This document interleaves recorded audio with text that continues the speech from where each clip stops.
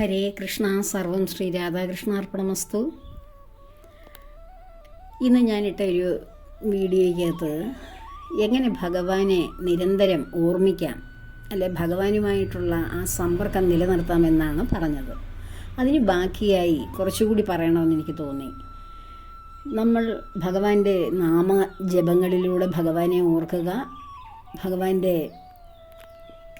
കീർത്തനങ്ങൾ അല്ലെങ്കിൽ ഗാനങ്ങൾ, ഇഷ്ടമുള്ള ഗാനങ്ങൾ എപ്പോഴും ചൊല്ലി ഭഗവാനുമായിട്ട് ഒന്നിച്ചിരിക്കുക, കഥാശ്രവണങ്ങൾ നടത്തുക, അത് മനനം ചെയ്യുക, ഭക്തന്മാരുടെ അനുഭവങ്ങൾ കേൾക്കുകയോ വായിക്കുകയോ ഒക്കെ ചെയ്യുക.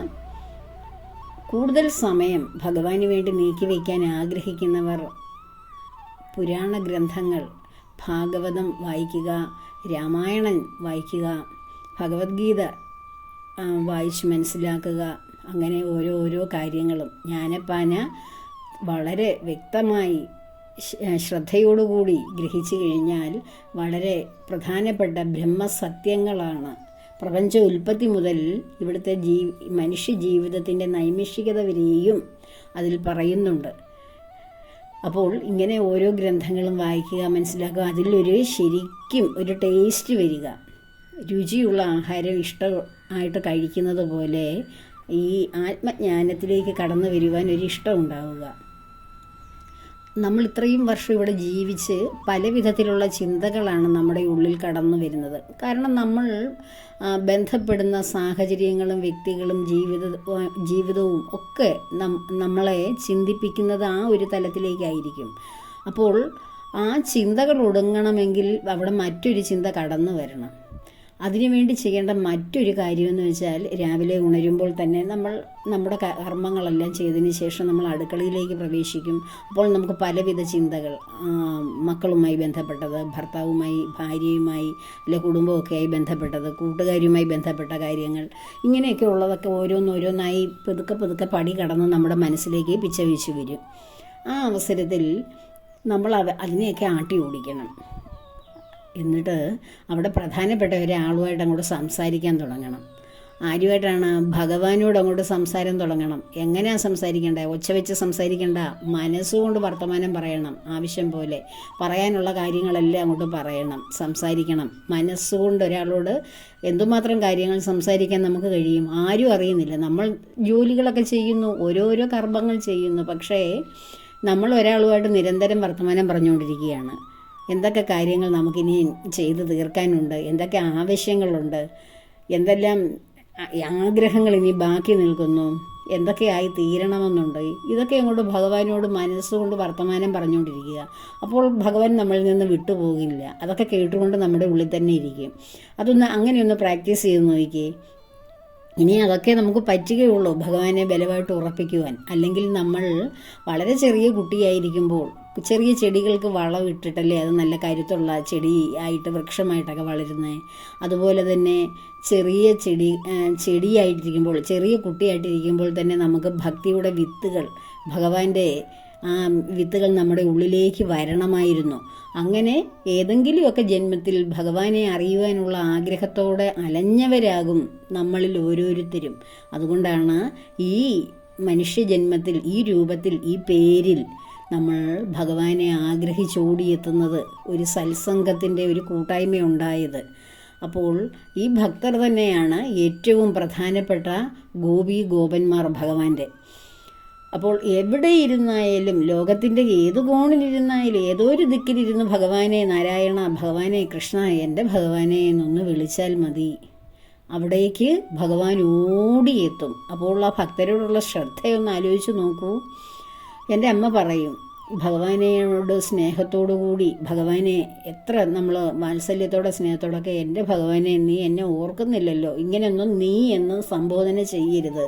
ഭഗവാനെ എത്ര സ്നേഹത്തോടെ ആയാലും ഭക്തിയോടെ ആയാലും നീ എന്ന വാക്കൊരിക്കലും ഭഗവാനെ ഉപയോഗിക്കരുത് എന്നിങ്ങനെ പറയും.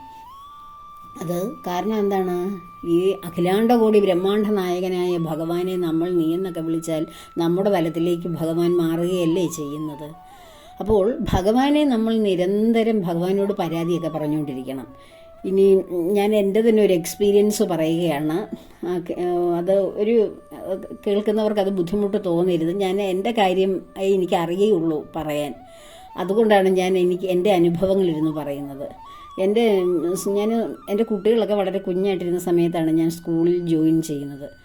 അപ്പോൾ ആ ഒരു കാലഘട്ടത്തിൽ എൻ്റെ സ്കൂളിൽ സീനിയേഴ്സായിട്ടുള്ള ടീച്ചേഴ്സിനൊക്കെ ഞാനൊരു പേടി സ്വപ്നമായിരുന്നു എന്ന് വേണേൽ പറയാം, ഒരു തമാശ രൂപത്തിൽ. കാരണം ഏതൊരു ക്ലാസ്സിലേക്ക് ഞാൻ കയറി ഒരു ക്ലാസ് എടുത്താലും ആ കുട്ടികൾ അടുത്ത ഫീഡ്ബാക്ക് എടുക്കാൻ ചെല്ലുമ്പം പ്രിൻസിപ്പളിനോട് പറയും, ഞങ്ങൾക്ക് രാജി ടീച്ചർ മതി ക്ലാസ് ചാർജ്, അല്ലെങ്കിൽ ഞങ്ങളുടെ ഇന്ന സബ്ജക്റ്റ് പഠിപ്പിക്കാൻ ടീച്ചർ മതി എന്ന് പറയും. അപ്പോൾ വർഷങ്ങളായിട്ട് അവിടെ പഠിപ്പിച്ചുകൊണ്ടിരുന്ന അധ്യാപകർക്ക് അതൊരു വലിയ മാനസിക ബുദ്ധിമുട്ട് തോന്നി. ഈ തുടക്കക്കാരിയായ ഞാൻ കയറി ഞാൻ കുട്ടികളെ ക്യാൻവാസ് ചെയ്യുന്നു എന്നൊക്കെ ആയിരിക്കും അവർക്ക് തോന്നിയത്.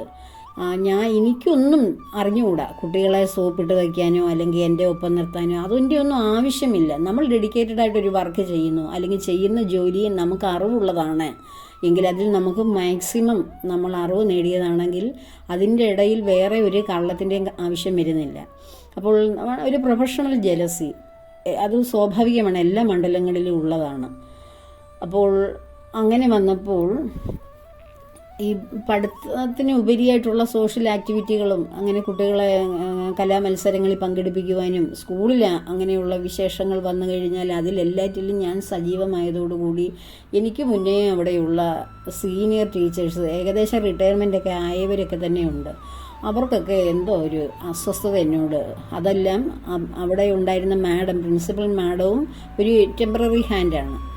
മാഡം ആ കാലഘട്ടത്തിൽ എനിക്ക് മുന്നത്തെ വർഷമോ അതേ വർഷമോ മറ്റോ വന്നതാണെന്ന് തോന്നുന്നു. അപ്പോൾ മാഡത്തിന് ഈ സീനിയേഴ്സിനെ സന്തോഷിപ്പിച്ചാലേ അവിടെ തുടർന്ന് ജോലിയിൽ ഇങ്ങനെ നിൽക്കാൻ പറ്റും. അത്രയ്ക്ക് പ്രബലരാണ് അവിടുത്തെ സീനിയേഴ്സ്. വർഷങ്ങളായിട്ട് വലിയ ഒരു പേരുള്ള ഒരു സ്കൂളാണ്, അനേകം കുട്ടികളൊക്കെ ഉള്ള. അപ്പോൾ മാനേജ്മെൻറ്റ് ഈ സീനിയർ ടീച്ചേഴ്സിൻ്റെ അഭിപ്രായം നോക്കും വരുന്ന പ്രിൻസിപ്പളിനെയൊക്കെ നിലനിർത്തുവാൻ. അപ്പോൾ അവരെ സന്തോഷിപ്പിക്കണമായിരുന്നു ഈ മാഡത്തിന്. പക്ഷെ മാഡത്തിന് എന്നോട് വലിയ വാത്സല്യമാണ്, ഒരുപാട് സ്നേഹവുമാണ്. ആ ഒരു സമയത്ത് ആ ഇടയ്ക്കൊരു സ്കൂൾ വർഷം തീരാറായപ്പോൾ ഒരു ദിവസം എൻ്റെ മക്കൾക്ക് സ്കൂളില്ലാത്ത ദിവസം, അവരും കൊച്ചു കുട്ടികളായത് കാരണം സാറ്റർഡേ അവർക്ക് സ്കൂളുണ്ടെങ്കിലും ചെറിയ ക്ലാസ്സുകാർക്ക് ഇല്ല. അവർ വേറെ ICSE സിലബസ് ഉള്ള സ്കൂളിലാണ് മക്കൾ പഠിക്കുന്നത്. അപ്പോൾ അവർക്ക് സ്കൂളില്ലാത്തപ്പോൾ ഞാൻ എൻ്റെ സ്കൂളിൽ കൊണ്ട് അവരെ നിർത്തിയിട്ടാണ് സാറ്റർഡേ ഒക്കെ ഞാൻ വർക്ക് ചെയ്യുന്നത്. അവരെവിടെയെങ്കിലുമൊക്കെ ഓടി നടന്ന് ഗാർഡനിൽ കളിക്കുകയോ ഒഴിഞ്ഞ റൂമുകളിൽ പോയിരുന്ന് പടം വരയ്ക്കുകയോ അല്ലെങ്കിൽ ഹോംവർക്ക് ചെയ്യുകയൊക്കെ ചെയ്യും. ആ ഒരു സമയത്ത് എൻ്റെ ക്ലാസ്സിലുള്ള ഒരു കുട്ടിക്ക് ഒരു ക്ലാസ്സിൽ എപ്പോഴും അമിതമായിട്ട് ഇങ്ങനെ ആക്ടിവിറ്റി ഉള്ള ഒരു കുട്ടി ഉണ്ടായിരുന്നു. സഞ്ജയ് എന്നാണ് അവൻ്റെ പേര്, ഞാനിപ്പോഴും ഓർക്കുന്നു. അവൻ ഇരിക്കുന്ന ബെഞ്ചിൽ നിന്ന് അടുത്ത ബെഞ്ചിലേക്കോ മറ്റോ ഡെസ്കിലേക്കോ അങ്ങോട്ട് ചാടുക ചെയ്തു. ഒരു നിമിഷം ഞാൻ ബോർഡിലേക്ക് എഴുതാൻ പോയ സമയത്ത് അടങ്ങിയിരിക്കുന്ന പ്രകൃതക്കാരനല്ലായിരുന്നു. അവൻ അങ്ങനെ വീണ് അവൻ്റെ മുട്ടൊക്കെ പൊട്ടി. അപ്പോൾ ആ പ്രശ്നത്തെ ചൊല്ലി അപ്പോൾ എനിക്കെതിരെ ഒരു പ്രശ്നം ഉണ്ടായപ്പോൾ എല്ലാവരും കൂടി അത് വലിയ ഇഷ്യൂ ആക്കി. ആ കുട്ടി എൻ്റെ ശ്രദ്ധയില്ലാഞ്ഞിട്ടാണ് ഞാൻ ക്ലാസ്സിലുണ്ടായിരുന്നിട്ടും അവൻ്റെ മുട്ട് പൊട്ടാൻ കാരണമെന്ന്. അവിടെ ഒരു നഴ്സ് ആൻറ്റി ഉണ്ട്. ആ ആൻറ്റി അപ്പം തന്നെ ഹോസ്പിറ്റലിലേക്ക് കൊണ്ടുപോയി. അപ്പോൾ ആ നഴ്സ് ആൻറ്റിയാണ് ആൻറ്റിയെ സ്വാധീനിച്ചിട്ട് ഈ ടീച്ചേഴ്സ് എല്ലാം കൂടെ അവർക്ക് എന്തെങ്കിലും ക്യാഷോ വല്ലതും കൊടുത്ത് കാണുമെന്ന് എനിക്ക് തോന്നി. അല്ലെങ്കിൽ അവർ ഭയങ്കരമായിട്ടുള്ളൊരു കള്ളമൊന്നും പറയത്തില്ലായിരുന്നു. അവരെയാണ് സാക്ഷിയായിട്ട് വിളിച്ച് മാഡം എന്നെയും അവരെയും കൂടി മാഡത്തിൻ്റെ റൂമിൽ നിർത്തിയിട്ട് ആ നേഴ്സ് എന്ന് പറയുന്ന ആ ആൻറ്റി എന്നോട് പറയുകയാണ്, ആൻറ്റിയല്ല എന്നെക്കാളും ചെറുപ്പമാണ്, ഞങ്ങൾ കുട്ടികൾ നേഴ്സ് ആൻറ്റി എന്ന് വിളിക്കുന്നതും കൊണ്ട് ഞാനും അങ്ങനെ വിളിച്ചതാണ്. അവർ പറയുകയാണ് ടീച്ചർ ക്ലാസ്സിലില്ലായിരുന്നു, ടീച്ചറുടെ മക്കളെ നോക്കി വേറൊരു റൂമിൽ അവർക്ക് പറഞ്ഞു കൊടുക്കുമായിരുന്നു കുട്ടികളെ പഠിപ്പിക്കാൻ. എൻ്റെ മക്കളെ ഞാൻ വേറെ അവരിയ്ക്കുന്ന റൂമിൽ പോയി അവർക്ക് പറഞ്ഞു കൊടുക്കുകയായിരുന്നു. ഞാൻ ക്ലാസ്സിലില്ലാത്ത സമയത്താണ് ആ ആക്സിഡൻ്റ് ഉണ്ടായത് എന്നിങ്ങനെ പറഞ്ഞു. അത് മാഡം അതേപടി വിശ്വസിച്ചു. അവർ കണ്ട കാര്യമല്ലേ, രാജി ടീച്ചർ ക്ലാസ്സിൽ ഇല്ലായിരുന്നു എന്നവർ ഉറപ്പിച്ച് പറയുകയാണ്. മാഡം അത് വിശ്വസിച്ചു. ഞാൻ എൻ്റെ ഭഗവാനെ, എൻ്റെ കൃഷ്ണ എന്നൊക്കെ പറഞ്ഞ് ഞാൻ അന്തം വിട്ട് അവിടെ നിന്ന് കരഞ്ഞു. എനിക്കൊരു മറുപടി ഇല്ലായിരുന്നു. രാജിക്ക് എന്താണ് ഇതിന് പറയാനുള്ളത് എന്ന് ചോദിച്ചപ്പോൾ എനിക്കൊന്നും പറയാനില്ല മാഡം എന്ന് പറഞ്ഞ് ഞാൻ കരഞ്ഞുകൊണ്ട് ഇറങ്ങിപ്പോയി. എന്ത് സംഭവമാണ് നടന്നത്. എൻ്റെ മക്കൾ എന്ത് ചെയ്യുന്ന പോലും എനിക്ക് അറിയത്തില്ലായിരുന്നു, എവിടെ നിൽക്കുന്നെന്ന് പോലും. അപ്പോൾ അവരങ്ങനെ പറഞ്ഞപ്പോൾ അവർ വർഷങ്ങൾ കഴിഞ്ഞപ്പോൾ എന്നോട് വന്ന് ആ സാക്ഷ്യം പറഞ്ഞ് നഴ്സ് വന്ന് എന്നോട് സോറി പറഞ്ഞു. അവർക്ക് ബ്രസ്റ്റ് ക്യാൻസറൊക്കെ വന്ന് മുടിയെല്ലാം കൊഴിഞ്ഞ് ആകെ കഷ്ടം പിടിച്ച ജീവിതമായി. എനിക്ക് എന്നും ഞാൻ മനസ്സിൽ വിചാരിക്കുമായിരുന്നു, എന്തിനാ ഇവർ ഇത്രയും ഒരു മഹാകള്ളം എൻ്റെ മുമ്പിൽ നിന്ന് പറഞ്ഞതെന്ന്. അങ്ങനെ അത് വലിയ വിഷയമായി. അതിൻ്റെ വീട്ടിലൊക്കെ അതിന് പേരൻസൊക്കെ പേരൻസ് ആ കുട്ടിയെ കൂട്ടിക്കൊണ്ട് പോയി. അതൊരു സാധാരണ സംഭവമാണ്. ഒരു കുട്ടി വളരെ എപ്പോഴും ആക്റ്റീവായിട്ടിരിക്കുന്ന ഒരു കുട്ടി ഉരുണ്ട് വീണ് മുട്ടുപൊട്ടുക എന്നുള്ളത്. അപ്പോൾ ഞാൻ ക്ലാസ്സിലില്ല എന്നുള്ളതായിരുന്നു ഏറ്റവും വലിയ വിഷയം. ഇത് എല്ലാവരും ചർച്ച ചെയ്യുന്ന വലിയ വിഷയമായി. എനിക്കവിടെ ഒരു സ്വസ്ഥതയില്ല, ഒരു സമാധാനമില്ലാത്ത കുട്ടികളൊക്കെ എങ്ങനെ പഠിപ്പിക്കും? ആ സമയം അങ്ങനെ അടുത്ത ദിവസം അതിൻ്റെ ചർച്ചയും പ്രശ്നങ്ങളും ഒക്കെ ഞാൻ അതിനുള്ള കാരണമൊക്കെ എഴുതി കൊടുക്കുകയൊക്കെ വേണം. എനിക്ക് വയ്യ, എനിക്കങ്ങനെ മനസ്സിനങ്ങ് അസ്വസ്ഥത. ആ സമയത്ത് അങ്ങനെ കുംഭഭരണിക്ക് തൊട്ട് മുമ്പത്തെ ദിവസമായിരുന്നത്. അങ്ങനെ ഭരണിക്ക് വേണ്ടിയിട്ട് ഞാൻ ലീവ് എടുത്തു. 2 ദിവസം ലീവ്, ഒരു ദിവസത്തിൽ കൂടുതൽ തരില്ലെങ്കിലും ഞാൻ ഒരു ദിവസവും കൂടെ മേടിച്ച് വീട്ടിൽ വന്നപ്പോൾ എനിക്കൊരു ചേച്ചിയുണ്ട്. അത് ടീച്ചിങ് ഫീൽഡ് തന്നെയാണ്, പൂനെയിലാണ് എൻ്റെ നേരെ മൂത്ത ചേച്ചി. അവിടെ സ്ഥിരമായിട്ട് സെറ്റിൽ ചെയ്യുകയാണ്, മക്കളുമൊക്കെ ആയിട്ട്, ഹസ്ബൻഡും എല്ലാം അവിടെ തന്നെ. ചേച്ചി കുംഭഭരണിക്കും ഓണത്തിനുമൊക്കെ നാട്ടിൽ വരും. ആ സമയത്ത് ചേച്ചി ഉണ്ടായിരുന്നു വീട്ടിൽ. അമ്മയോടും ചേച്ചിയോടൊക്കെ ഞാൻ വിഷമിച്ച് പറഞ്ഞ്, എനിക്കിനി സ്കൂളിൽ പോകണ്ട, എനിക്ക് ആ ജോലി വേണ്ട, എനിക്ക് വയ്യ, എനിക്ക് സഹിക്കാൻ വയ്യ എന്നിങ്ങനെ പറഞ്ഞ്, എനിക്ക് വേണ്ട ജോലി, ഇനി അവിടോട്ട് എനിക്ക് പോകാൻ പറ്റത്തില്ല, അത്രയും എന്നെ ടോർച്ചർ ചെയ്യുമായിരുന്നു മനസ്സുകൊണ്ട്. ആ മാഡമൊക്കെ എനിക്ക് അവരുടെ മുന്നിൽ എനിക്ക് പോകണ്ട, ഇനി കള്ളമല്ല എന്നെ ചേർത്തിട്ട് എനിക്കെന്ന് പറഞ്ഞ് ഞാൻ ഭയങ്കരമായിട്ട് വിഷമിച്ച്. അപ്പോൾ അമ്മ എന്നോട് ചേച്ചിയും പറഞ്ഞ്, നിനക്ക് ആഗ്രഹിച്ച് കിട്ടിയ നിനക്ക് ഏറ്റവും ഇഷ്ടപ്പെട്ട ജോലിയല്ലയോ, ഇന്നത്തെ അവസ്ഥ മാറും, നീ തെറ്റ് ചെയ്തിട്ടില്ലെങ്കിൽ ഭഗവാൻ അവർക്കത് അതിൻ്റെ തെളിവ് കൊടുക്കും, നീ വിഷമിക്കേണ്ട, പോകുമെന്ന് പറഞ്ഞ് അവിടുന്ന് തന്നെയാണ് 3ാമത്തെ ദിവസവും ഞാൻ സ്കൂളിലേക്ക് വരുന്നത്. അതിനു മുമ്പ് ഞാനിങ്ങനെ ഭഗവാനോട് പറഞ്ഞു, എൻ്റെ കണ്ണാ, നീ എല്ലാം വലിയ വലിയ കാര്യങ്ങളൊക്കെ ചെയ്ത ആളല്ലേ, പൂതനെന്ന് പറഞ്ഞ ലോകത്തിലെ ഏറ്റവും വലിയ രാക്ഷസിയെ നീ കൊന്നതല്ലേ, എത്രയോ അസുരന്മാരെ നീ അവിടുന്ന് കൊന്നു, എല്ലാവരെയും ഭൂമിക്ക് ദോഷം ഉണ്ടാക്കുന്ന എല്ലാവരെയും കൊന്ന വലിയ കർമ്മമൊക്കെ ചെയ്ത ആളല്ലേ, ഞാൻ തെറ്റ് ചെയ്യാതെ എന്നെ വിഷമിപ്പിച്ചിട്ടും ഒരു ചെറുവിരൽ പോലും എൻ്റെ ഭഗവാൻ എനിക്ക് വേണ്ടി അനക്കുന്നില്ലല്ലോ എന്നിങ്ങനെ ഞാൻ വിഷമത്തോടുകൂടി ഭഗവാനോട് ഇങ്ങനെ സംസാരിക്കുകയാണ്, മനസ്സിലിരുന്ന് സംസാരിക്കുകയാണ്. എന്നിട്ട് ഞാൻ മനസ്സോടെ അമ്മയുടെ ചേച്ചിയുടെയൊക്കെ നിർബന്ധപ്രകാരം അവിടുന്ന് വീണ്ടും സ്കൂളിലേക്ക് വന്നപ്പോൾ ഞാൻ സൈൻ ചെയ്തിട്ട് മാഡത്തിൻ്റെ റൂമിൽ പോയി ഗുഡ് മോർണിംഗ് പറഞ്ഞിട്ട് എല്ലാ ദിവസവും പോകുന്നത്. പഞ്ച് ചെയ്തതിന് ശേഷം മാഡത്തിൻ്റെ റൂമിലോട്ട് ചെന്നപ്പോൾ ആ റൂം ഒഴിഞ്ഞു കിടക്കുന്നു. അപ്പോൾ ഞാൻ ആരോടും ചോദിച്ചില്ല, എവിടെയെങ്കിലും ഇങ്ങനെ റൗണ്ട്സിന് പോയേക്കുമായിരിക്കും എന്ന് കരുതി. ഉച്ചയാകുന്നവരെയും മാഡം ക്ലാസ് റൂമുകളിലെങ്ങും വരുന്നോ അവിടെയെങ്ങും കാണുന്നില്ല. അപ്പോൾ ഞാൻ ലഞ്ച് ബ്രേക്കിൽ എൻ്റെ അടുത്ത ടീച്ചറിനോട് ചോദിച്ച്, ഇന്ന് മാഡം വന്നില്ലായിരുന്നോ, മാഡത്തിനെ കണ്ടില്ലല്ലോ എന്ന് ചോദിച്ച്. അപ്പോൾ ഞാൻ 2 ദിവസം ലീവുമായിരുന്നല്ലോ, അപ്പോൾ എന്തോ അവിടെ സംഭവിച്ചതെന്ന് എനിക്ക് അറിയുന്നില്ലല്ലോ. അപ്പോൾ ആ ടീച്ചർ പറഞ്ഞ്, മാഡം 2 ദിവസം കൊണ്ടേ ലീവാണ്, ഒരു ലോങ് ലീവൊക്കെയാണ്, മാഡത്തിൻ്റെ മോളുടെ ബ്രസ്റ്റിൽ എന്തോ അസുഖമാണ്, ഒരു മുഴയോ മറ്റോ ഉണ്ട്, അതൊക്കെ റിമൂവ് ചെയ്യാൻ ഹോസ്പിറ്റലിലാണ്, മാഡം ആകെ വിഷമിച്ചൊക്കെ പോയേക്കുകയാണ്, ഇനി എന്നാ തിരിച്ചു വരുന്നതെന്ന് അറിയത്തില്ല, ആ കുട്ടി ഇനി റിക്കവറൊക്കെ ആയിട്ടേ മാഡം വരികയുള്ളൂ എന്നിങ്ങനെ പറഞ്ഞു. അപ്പോൾ ആ മാഡത്തിൻ്റെ മോള് ഡോക്ടറാണ്, കോഴിക്കോട് മെഡിക്കൽ കോളേജിലാണെന്ന് തോന്നുന്നു വർക്ക് ചെയ്യുന്നത്. ആ ഡോക്ടർക്കാണ് ഈ പ്രശ്നമുള്ളത്. ഇത് കേട്ടപ്പോൾ ഞാൻ മാഡത്തിൻ്റെ മോൾക്ക് ബുദ്ധിമുട്ട് വന്നതൊന്നും അല്ല, അതോർത്ത് എനിക്ക് വിഷമം തോന്നി. പക്ഷേ എനിക്ക് ആ മാഡത്തെ ചെന്ന് ഫേസ് ചെയ്യാനും ഇനിയുള്ള ചോദ്യങ്ങൾക്കും മറുപടിയൊന്നും കൊടുക്കാൻ എന്നെക്കൊണ്ട് പറ്റില്ലായിരുന്നു. എത്ര വേഗമാണ് എൻ്റെ കണ്ണൻ അതിനൊരു സൊല്യൂഷൻ കൊടുത്തത്. അവസാനം മാർച്ച് 31 സ്കൂൾ ക്ലോസ് ചെയ്യുന്ന ദിവസം മാഡം വന്നപ്പോൾ അന്ന് എന്നോട് എന്തൊക്കെയോ ചെയ്തിട്ടോ അല്ലെങ്കിൽ എന്നെ എന്തൊക്കെയോ ഇനി മറുപടി പറയാൻ ബാക്കി നിൽക്കുന്നു, ആ ഒരു ഇതൊക്കെ എൻ്റെ മനസ്സിലുള്ളത്. പക്ഷെ മാഡം അതൊന്നും അറിയുന്നുമില്ല, ഒന്നുമില്ല. വളരെ സ്നേഹത്തോടു കൂടി രാജി എന്തൊക്കെയുണ്ട് വിശേഷം എന്നൊക്കെ ചോദിച്ച് സന്തോഷമായിട്ട് എന്നെ എടുക്കുന്ന സംസാരിക്കുകയും പിരിയുകയൊക്കെ ചെയ്തു. അപ്പോൾ മറ്റുള്ള കാര്യങ്ങളൊന്നും മാഡം ഓർക്കുന്നു പോലുമില്ല. അതിനേക്കാളും വലിയ പ്രശ്നങ്ങൾ മാഡത്തിൻ്റെ ജീവിതത്തിൽ വന്നു. അത് അങ്ങനെ ഭഗവാൻ അവർക്കൊക്കെ ശിക്ഷ കൊടുത്തു എന്നൊന്നും എനിക്ക് കരുതാൻ കഴിയത്തില്ല. കാരണം എന്നെ ഒരുപാട് സ്നേഹിക്കുകയും കരുതുകയും ചെയ്യുന്ന മാഡമാണ്. അമ്മയെപ്പോലെ എത്ര എന്നെ സ്നേഹിക്കുകയും ഒക്കെ ചെയ്തു. പക്ഷേ മാഡത്തിനോട് കള്ളം പറഞ്ഞ് കേൾപ്പിച്ചപ്പോൾ മാഡം എന്നോട് എത്ര സ്നേഹമുണ്ടെന്ന് എനിക്ക് അപ്പോഴാണ് മനസ്സിലായത്. അത്രയ്ക്കും എന്നെ ശകാരിച്ചപ്പോൾ എനിക്കത് പിന്നീടാണ് മനസ്സിലായത്. ഏറ്റവും കൂടുതൽ സ്നേഹിക്കുന്നവരില്ലേ തെറ്റ് ചെയ്യുമ്പോൾ ഏറ്റവും കൂടുതൽ ശകാരം കേൾക്കേണ്ടി വരുന്നത്. ഏറ്റവും കൂടുതൽ നമ്മുടെ മക്കളെ അല്ലയോ ശകാരിക്കുകയൊക്കെ ചെയ്യുന്നത്. അത്രയും നമുക്ക് പുറത്തുള്ള കുട്ടികളെ ശകാരിക്കാനും ഉപദ്രവിക്കാനൊക്കെ പറ്റുമോ തെറ്റ് ചെയ്താൽ?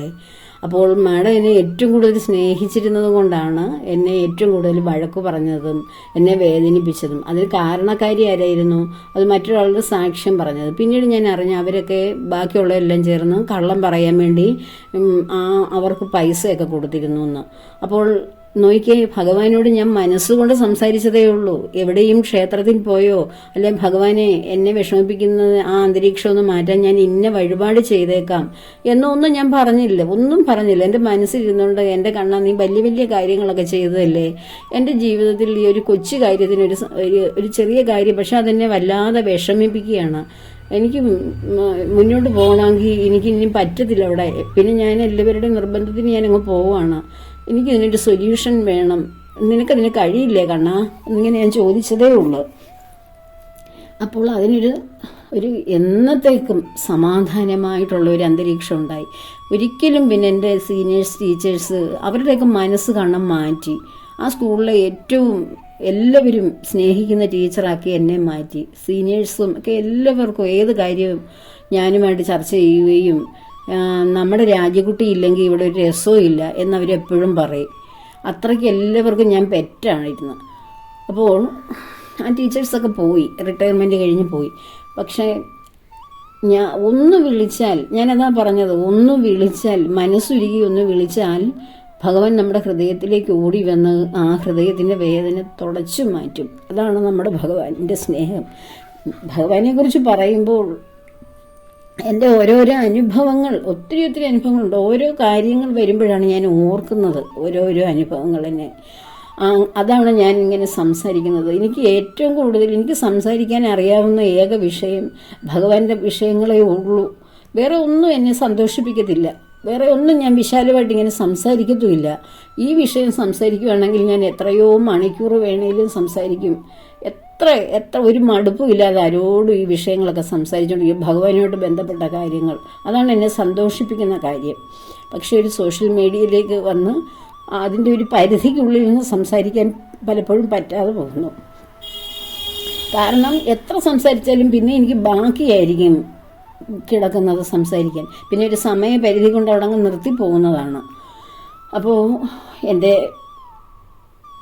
എൻ്റെ സന്തോഷവും ഭഗവാൻ എനിക്ക് തന്ന അനുഗ്രഹങ്ങളും എൻ്റെ വേദനയും എല്ലാം ഞാൻ എൻ്റെ പ്രിയപ്പെട്ടവരോട് പങ്കുവയ്ക്കുകയാണ്. എല്ലാം ഭഗവാന്റെ പത്മപാദങ്ങളിൽ സമർപ്പിക്കുന്നു. ലോകാ സമസ്ത സുഖിനോ ഭവന്തു.